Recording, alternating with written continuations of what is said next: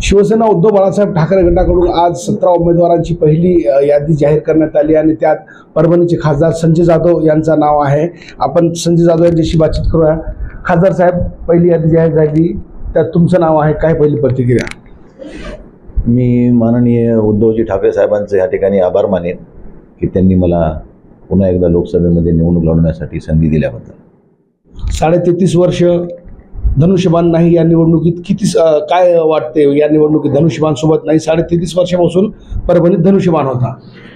कसं आहे, मी वारकरी संप्रदायातला असल्यामुळे ह्याच्यावर एक म्हणू शकतो की ठेविले अनंत तैसीची राहावे चित्ती असू द्यावे समाधान। शेवटी नियतीचा खेळ काय आहे ईश्वराला माहीत, पण आलाय प्रसंग तर त्याला समोर जावं लागेल।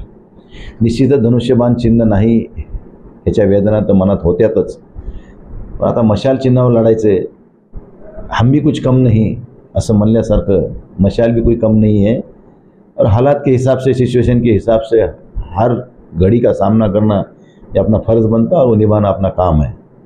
महादेव जानकर यांची चर्चा रंगत आहे, महायुतीचे उमेदवार आहे, काय कसं वाटतं, काय आव्हान आहे?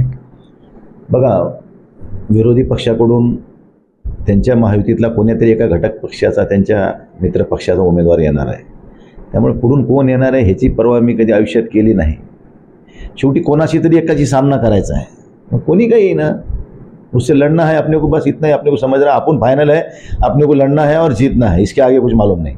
शिवसेनेचा बालेकिल्ला अबाधित राहणार यावेळी? बघा, शिवसेनेचा हे बालेकिल्ला होता, आहे आणि राहणार, ह्यामध्ये कुठलेही तीळ मात्र शंका नाही, हे आपल्याला ठामपणाने सांगतो। तर एकूणच परभणी लोकसभा हा शिवसेनेचा बालेकिल्ला आहे आणि तो अबाधित राहणार असा विधान या ठिकाणी खासदार संजय जाधव यांनी केला आहे। तर उद्धव ठाकरे यांनी उमेदवारी जाहीर केल्याबद्दल त्यांचे आभारी त्यांनी मानलेत। कॅमेरा पर्सन सय्यद खिजरसह नजीर खान, TVN मराठी, परभणी।